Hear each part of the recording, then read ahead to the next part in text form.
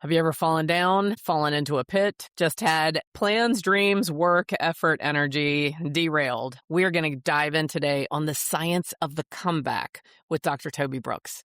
Toby, thank you so much for being here.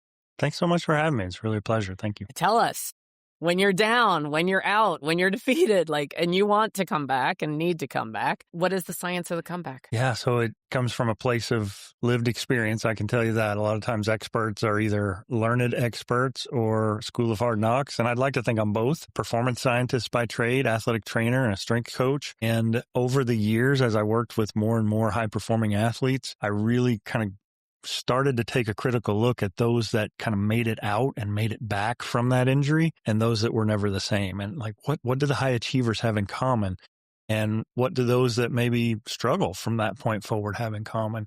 And so it's really kind of led me down this path. I've recognized that it's not just athletes, it's artists, it's entrepreneurs, it's high achievers of all stripes. And inevitably there is kind of a moment of what now? I call it the what the hell's next moment.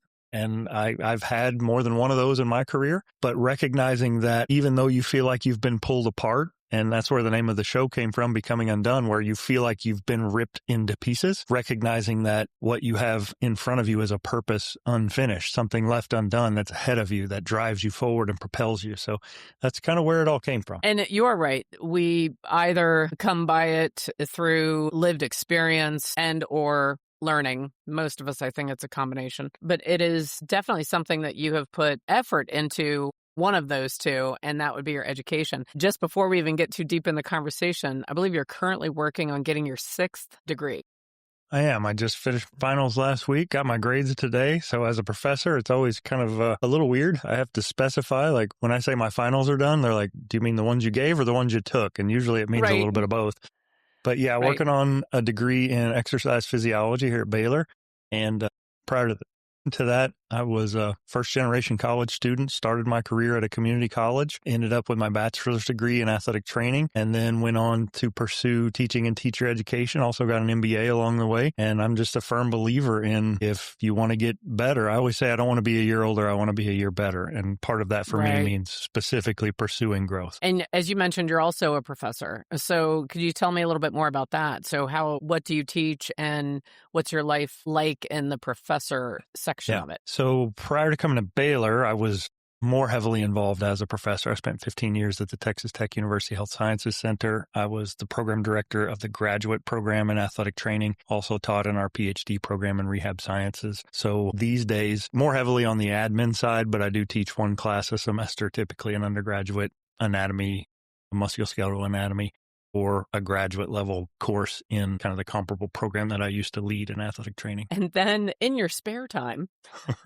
because that already sounds pretty robust, I'll put it that way. However, you also are a coach, you are an author, you have your own podcast, and you've developed an app.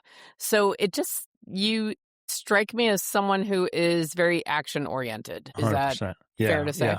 So as an athletic trainer, not a lot of people are really familiar with what athletic trainers do. It's a master's level healthcare credential. At the time I got it, it was a bachelor's level, but to work at the college level, you really needed at least a master's degree and lots of long hours. I mean, if you watch a sporting event, the athletic trainer got there hours before you got there. They're there hours after you leave. 80 hours a week is typical for a college level athletic trainer. So when I gravitated more towards higher ed, it kind of felt like a half-time job. I felt like I had plenty of extra time. I had been kind of inculcated in this hyper work world.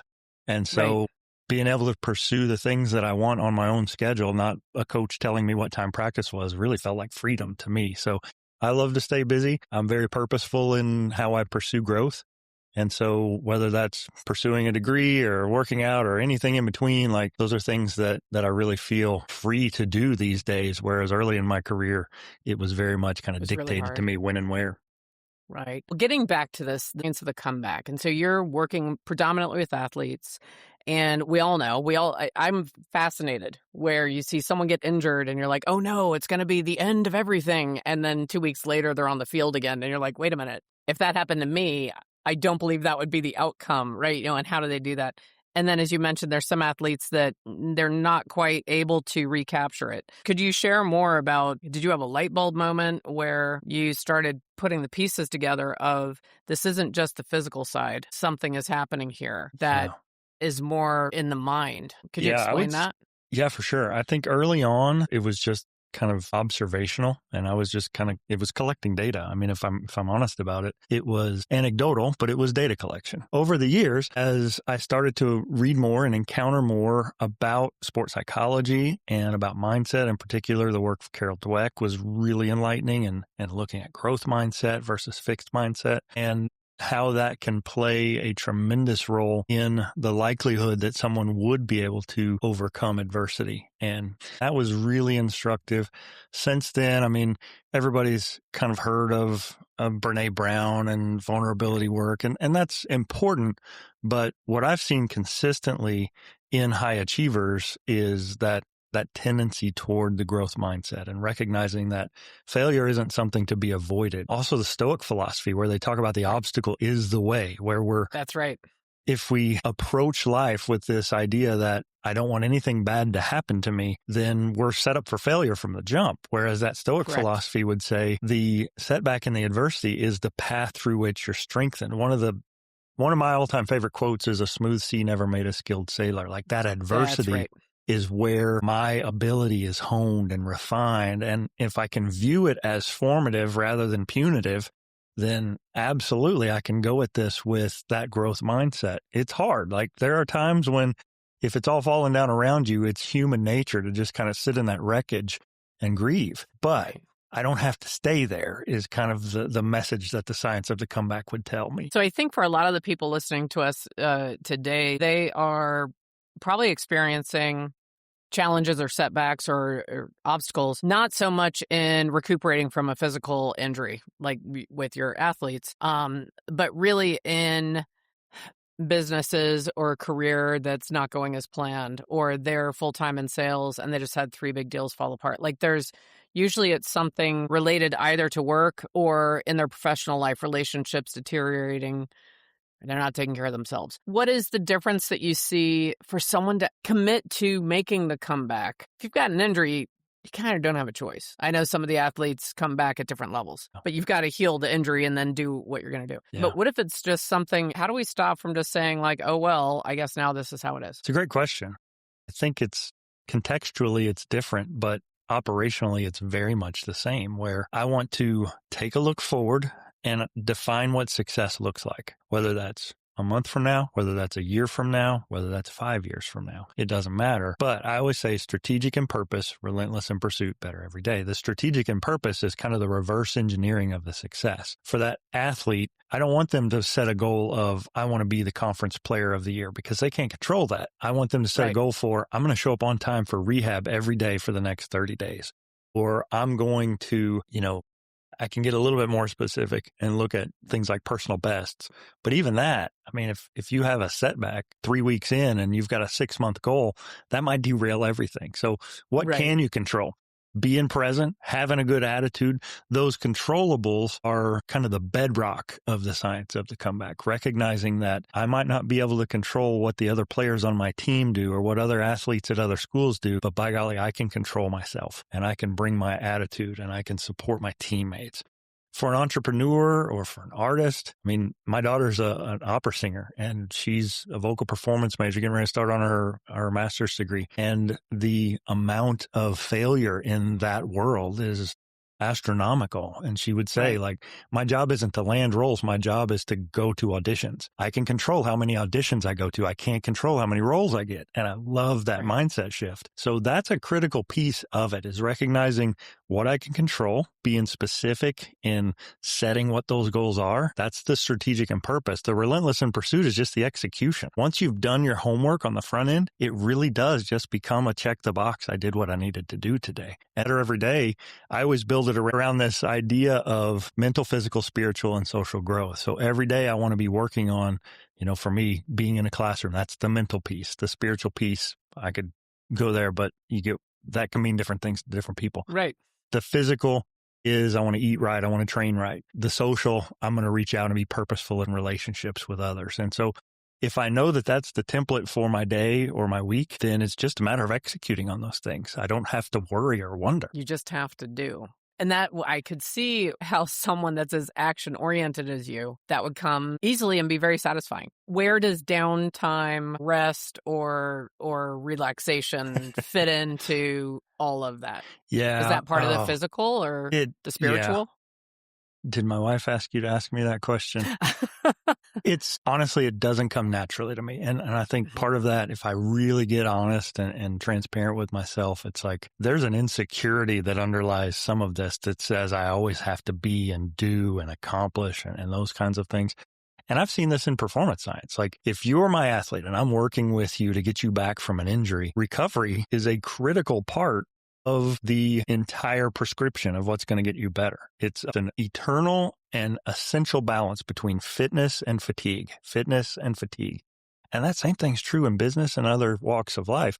The fatigue is easy to see in an athlete. Like they're overtrained and there are measurable evidences of the fact that they are headed in the wrong direction because I'm prescribing movement wrong. It's a little less overt in someone who's an entrepreneur, but there will be evidence. And that's where the data comes in. If I'm doing something that leads every relationship I have to be less than I want it to be, that's evidence. That's data that I'm not there. And that same thing could be said for all for all aspects of that growth, that mental, physical, spiritual, social. The data is not an indictment. It's just data. It's my job to read it and respond to it. If the gauges on my dash are telling me that I'm almost out of gas, but I'm like, I think I can keep going. Eventually, the consequences of that decision are going to land on my lap and I'm going to be walking. So I think for a lot of people, they don't know that the data is there. And even if it is, they ignore it and just try to kind of power through and this kind of work, grind, grit culture takes over. And that's not healthy either. Yeah. You mentioned one word very quickly in all that information that you were sharing, and I want to circle back to it. You said things we can control, and I can show up every day and I bring my attitude. So my question is, what if the attitude is presenting the problem? So what if it's a high achiever and sabotaging themselves with perspective and self-negative thoughts? Yeah. Boy, that's a great question. And if I had the answer to that, my list of coaching clients would be much, much deeper. I think part of that is awareness is kind of the first step in that aspect. So if I recognize that every time someone gives me a compliment, I immediately deflect, or if anytime there's a chance for me to step into the spotlight and I back up, those are some clues. And I think where coaching can come in is it allows a third party to see what we're not oftentimes willing to see in ourselves. And so if someone's able to recognize that, hey, you did a really good job on that, and that was really handled well, and the initial immediate reaction to that was no big deal. Like, no, I want you to take a moment to recognize that you did a good job. That's okay. It's okay to view what you did favorably. Somehow, I think high achievers tend to be so consumed with what's next that we refuse to sit in even a moment of satisfaction. Somehow that's going to undermine my pursuit of whatever's next. I tell this story frequently. I interviewed Charles Austin. He was the gold medalist in the 1996 Atlanta Summer Olympics in the high jump. And he told me the story of how he's standing on the medal stand while they're playing the Star Spangled Banner, and he's livid. He's incensed. And I said, Charles, what are you talking about? You were the Olympic champion. He said, yeah, but I had a chance to break the world record. I knew I had it in me, but tactically, I didn't schedule my heights and my jumps right, and I was just so angry. And ever since then, I've looked back in that moment and thought I robbed myself of a pinnacle athletic achievement because there's no joy. All we're thinking about is what coulda, shoulda, woulda been. I don't have an example on an Olympic medal stand, but I've got my own examples of times when I robbed myself of the gratification and the satisfaction of a job well done, and partially like a badge of honor, like, nah, it's no big deal. Like, I'm on to the next thing. And that's right. And that's something that I feel like we get proud of it. Yeah. Yeah. That I think sometimes there's a fear that if I wallow in the glory of this win, am I going to stay there? Am I Yeah. going to turn into someone who has a glory day? We don't want that moment to be, the glory day. Olympic Yeah. level, I think that could be one of them.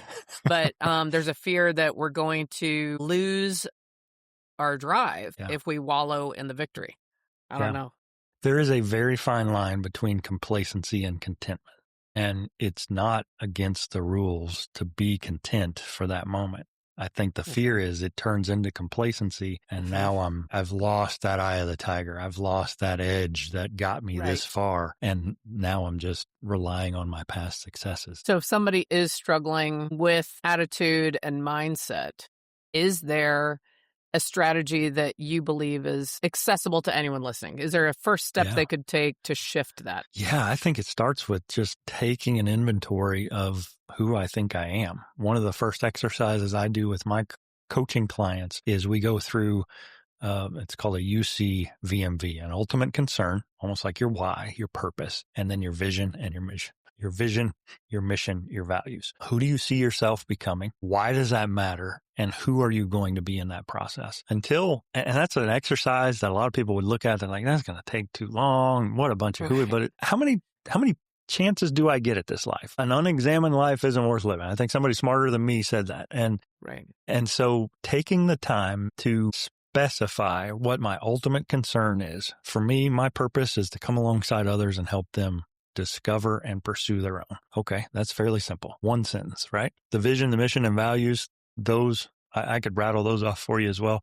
But my hope with the people that I work with is if you can get real specific about your ultimate concern, your vision, your mission, your values, anytime that thought enters my mind that I'm not good enough or I can't do this, it has to confront what I said my ultimate concern is. And I can either reject that or I can let it keep seeping into my bones, because the reality is whether you think you can or you think you can't, you're right. And You're so right, that's right. The more I allow that negativity to kind of marinate into my skeletal system, the more likely that is to actually be true. I know a lot of times when people are doing the comeback, they will lean into something like a 75 hard routine, which I'm sure you're familiar, right? Yep. And they just are like, that's it, starting tomorrow. And it's hard. They do, then they say 75 days in a row, they're going to do, 2 workouts and one has to be outside. And I'm going to read this and do that. And then I believe the rule of the game is that if you miss one thing one day, you start again. Until you've done the whole 75. How effective do you think that type of approach is? Done it. I did the first and the second phase of it. I wasn't able to finish. I think there's 4 altogether. And part of part 4 is you have to do it within a calendar year. So I would have to start at the very beginning. I would say it's helpful in cultivating good habits. It's terrible in terms of, like we were talking about, the rest and the recovery. I will tell you by the end of that, my workouts were trash. I was so overtrained and I was under recovered, and it wasn't, people will say like, this is not a fitness plan. This is a mental strength plan. That's right. Can I summon the strength that it takes mentally to put on my workout gear? For me, part of the biggest problem was the laundry. 2 workouts a day for 75 days in a row. That's a lot of towels. That's a lot of showers. If you're one that struggles with cultivating habit, then something like that. And my wife's done Duolingo now for like 4 years running. She's got a streak that's in the 4 digits, and she is not willing to let that streak die. That's a motivator for her. There are days when that streak was the difference between doing it and not. So if a hack like that is helpful for someone, then I'm all for it. 75 hard is not sustainable for me, but I use a habit tracker app. I'm not using it relentlessly right now. But if I say I'm going to work out at least 5 times a week, I want to drink a gallon of water a day, whatever those measurables are, then that's one more piece of data. That's one more gauge on the dashboard that's telling me whether or not I'm really serious about achieving what I said I was serious about achieving. Well, tell me more about your app, The Science of the Comeback. What could people expect from that? Yeah, it is my attempt to kind of assemble this into a companion that can come alongside daily if you want. There's an opportunity to journal. There's an opportunity to kind of build out that ultimate concern, VMV. It is kind of an entry point of coaching that, I'm available if someone is a subscriber to the app, but it's not like an individualized coaching experience. It's AI driven. It's a valuable tool, I think, and It's as comprehensive as I think it could be at this point, but it's really just my attempt.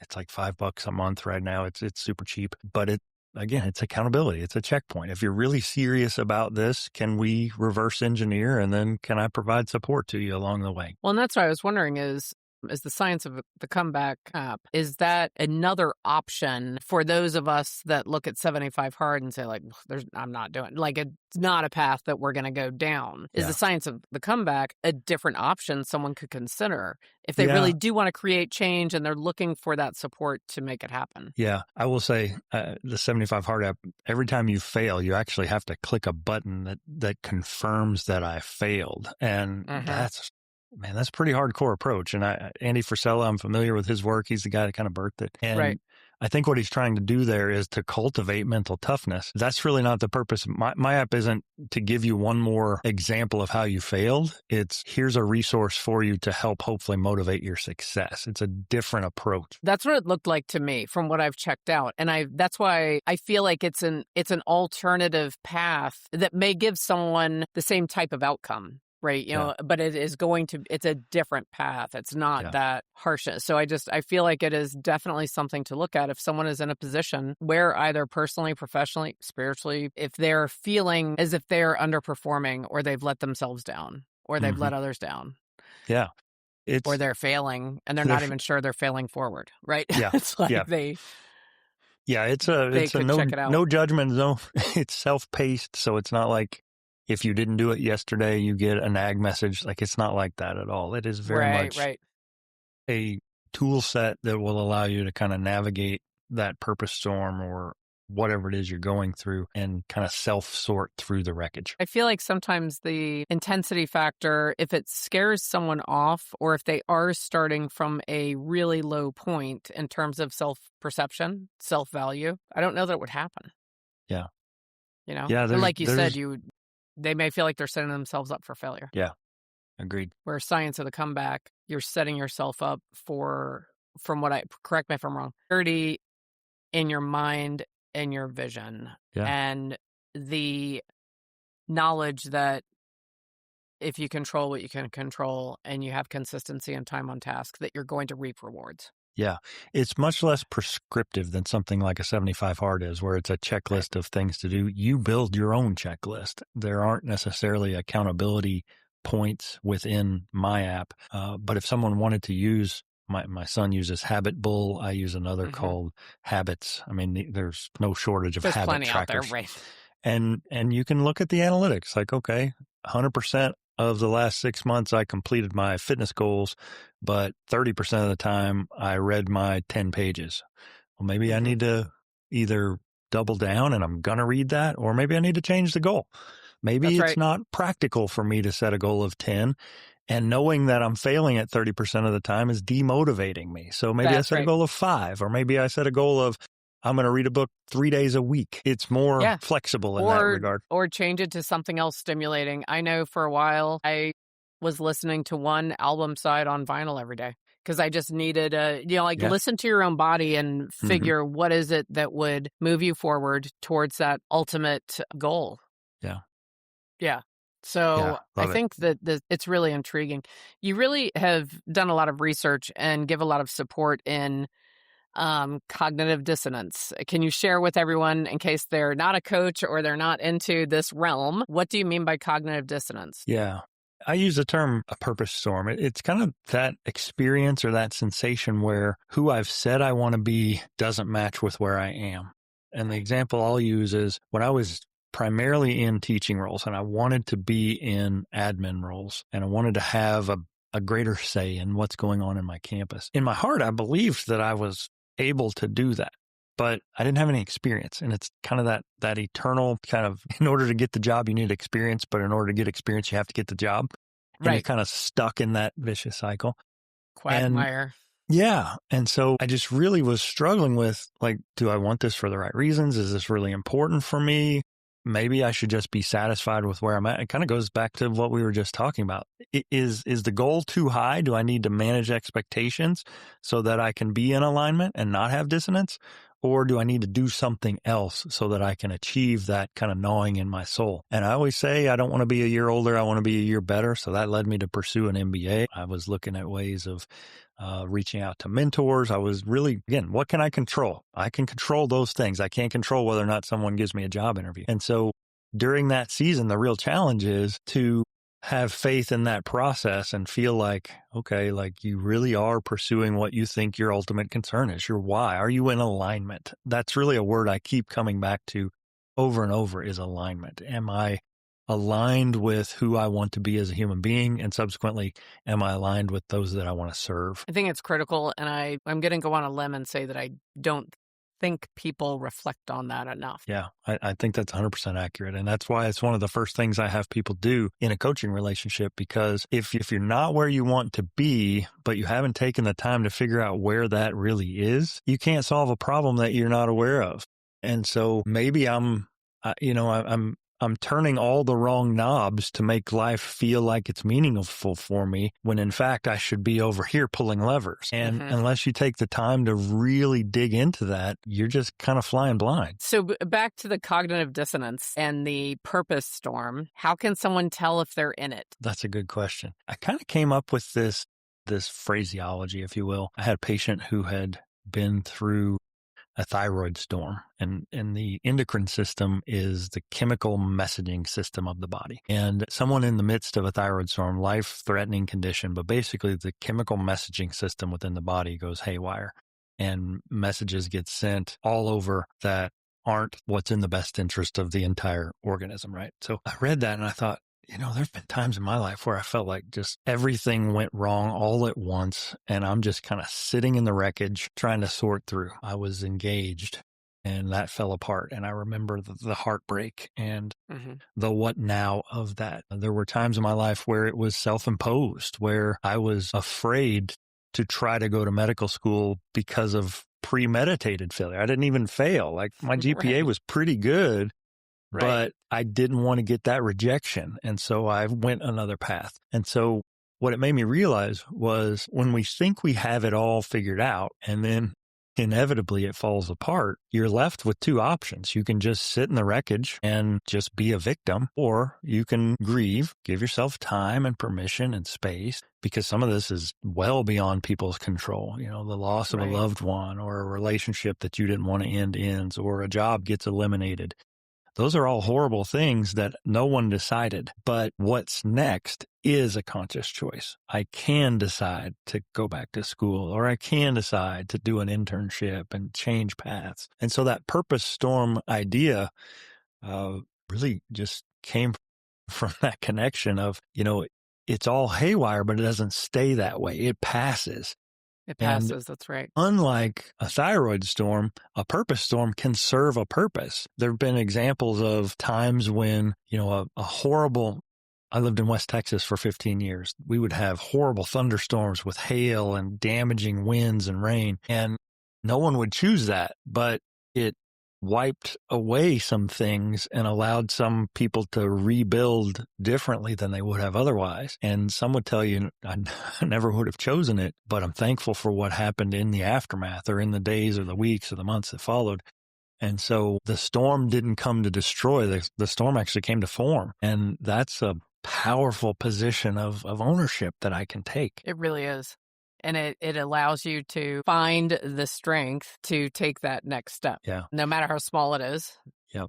Just make sure that you're taking that next step. A story I frequently use is, lots of times where I grew up in the Midwest, you would see trees that are near creeks or even rivers, and you would have a massive storm like this, and those trees are falling over.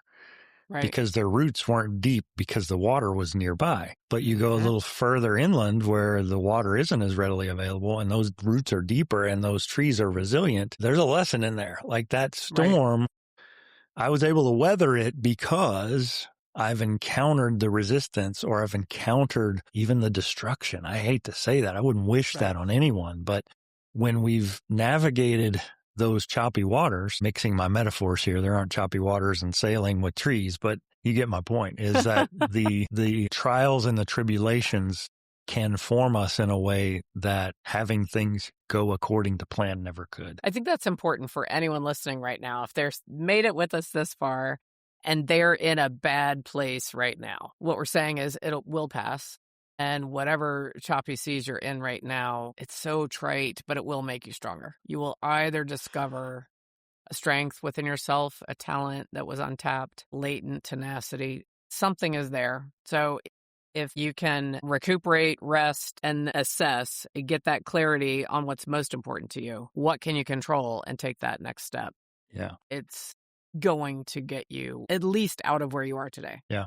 I equated, I just had an exercise physiology class final that I took. And one of the things I learned physiologically was that we have to encounter resistance in order to adapt positively. If you go to the weight room or you go to the trail or the street or the track to run, and what you're doing doesn't tax you in a way that's at or maybe even a little beyond your capacity, you don't adapt. You That's right. remain either right where you are, or in some cases you detrain. And that's easy to see physically.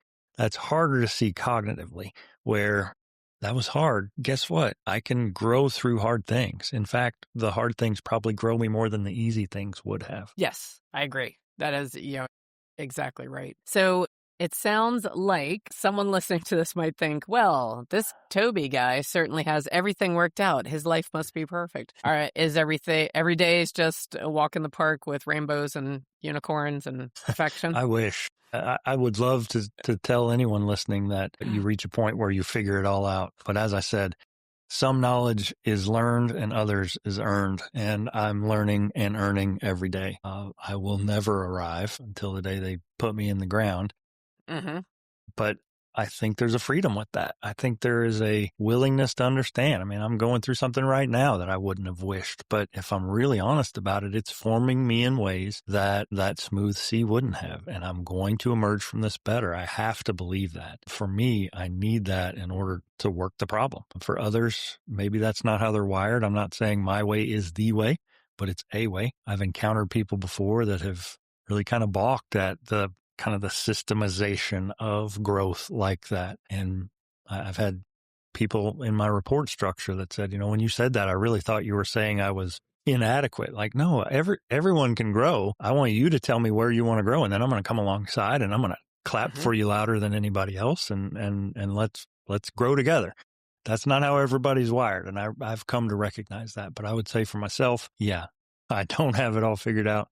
But every day I'm trying to get a little better. So tell me more about what you are currently working on. You're getting your 6th degree.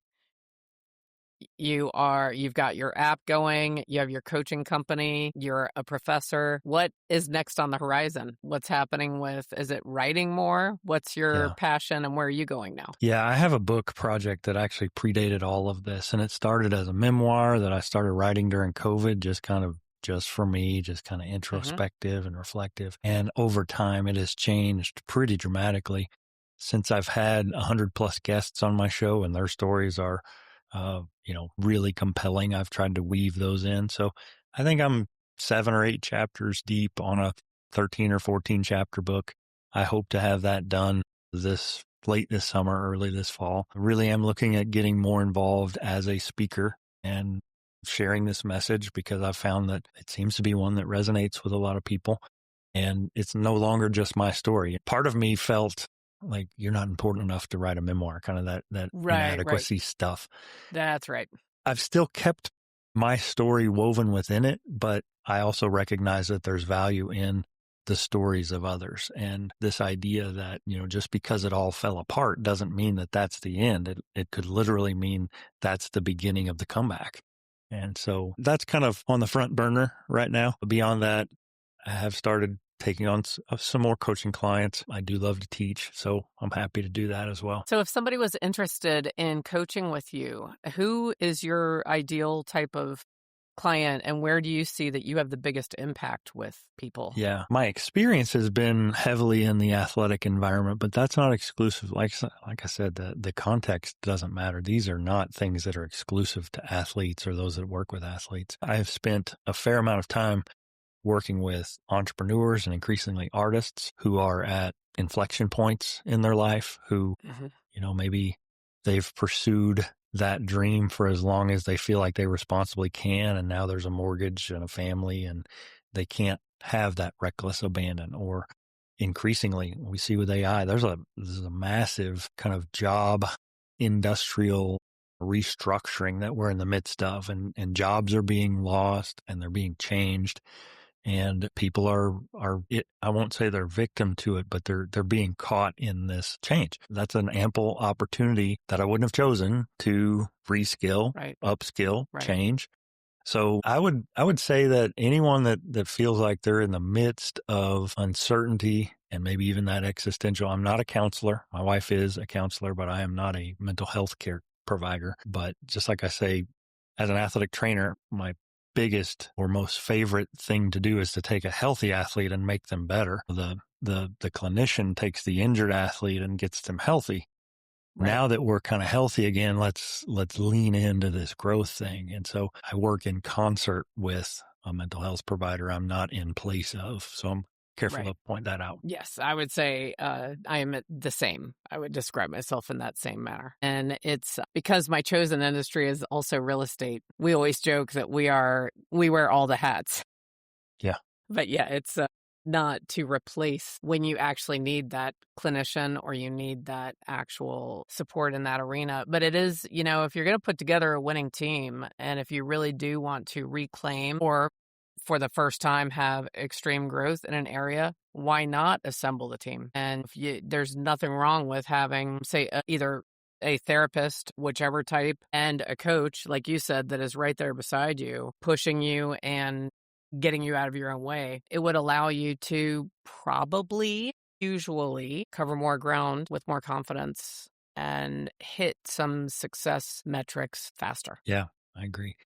One thing I'll offer for your listeners, no charge. There's nothing in it for me. If it sparks a good conversation, that's great. But TobyBrooksPhD.com/assessment. There's a pretty comprehensive state of your life assessment on there.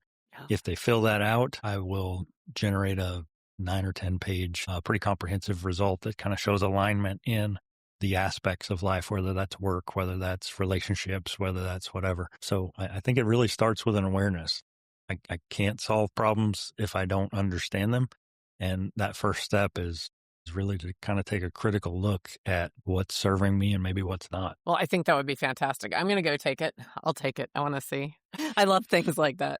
Yeah. And now that magazines are not as prevalent, I was, even from a young age, like if a magazine had a quiz or a poll or a I was always wanted to do it. Yep. So I will definitely do that. If it's not too scary, I could possibly even share my results on the podcast. Stay tuned if you all want to see. I can share the state of my life. Yeah. I think that this is really meaningful. Do most people reach out to you first in terms of, I'm guessing if you're working with athletes, performance, probably, like you said, they've gotten healthy and now they want to get back into their elite level of performance. Do you work with many people that are more strictly in a business capacity? Some. I would say historically, the coaching side of what I do started really organically. I taught for 15 plus years in grad school. Mm-hmm. So a lot of my students that I had in class were going on and working. And as I said, athletic training is a tough job, 80 plus hours a week. The salaries aren't that great. And so I was getting 1 or 2 emails a week from former students saying, what am I like? I've got all this time and money and years of experience invested in this career. And they're in the midst of a purpose storm. They're thinking, if I abandon this, then that's all sunk cost. It's all for nothing. And can you help me? Like, what can I do elsewise with this degree? Right. How can I navigate this? Or is there a different practice setting that might be better? And so it really started unintentionally there, just providing counsel to students that I had served as best I could, and they had maintained relationship with me over the years, a LinkedIn message or an Instagram or something. Over time, as the message kind of grew, it became a lot more diverse. And so, a lot of entrepreneurs, artists, high achievers of all different types.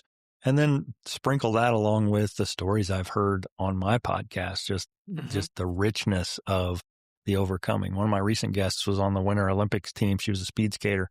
She was a collegiate soccer player. She had 9 surgeries and ultimately found her way to the Olympic speed skating team. Every step of the way, she's wondering, like, am I going to be able to come back from this one? So that that uncertainty. Like, it's easy to look in the rearview mirror of the back window and be like, yeah, didn't it okay.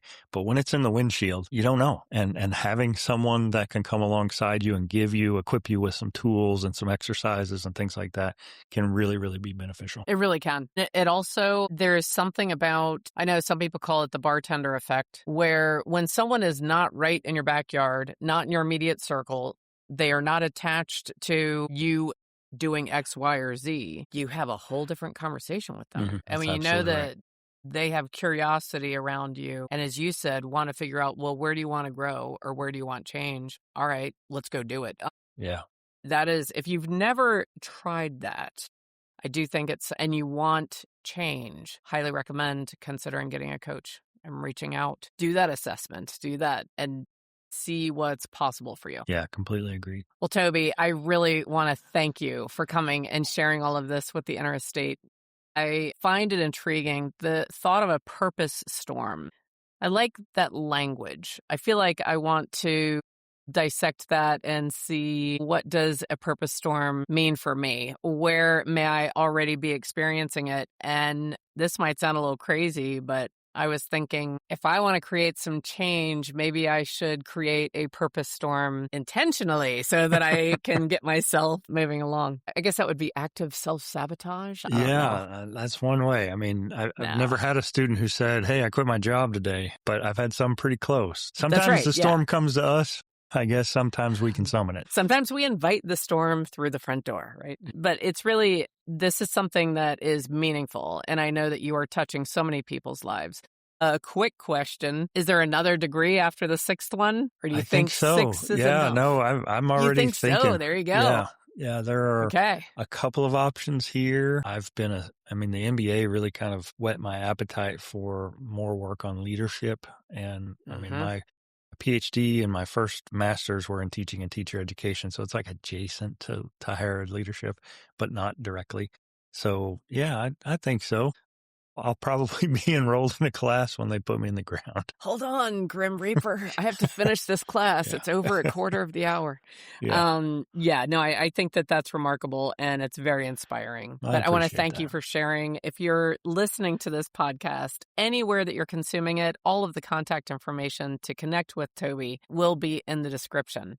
And I hope that you'll come back as well and listen to the next episode of The Inner Estate. Comment wherever you're watching this. So have you ever been in a purpose storm and how did you get out of it? What did you learn or what did you earn? So really appreciate you. Thank you so much, Toby, for being our guest. My pleasure. Thanks for having me, Bridget. Thank you.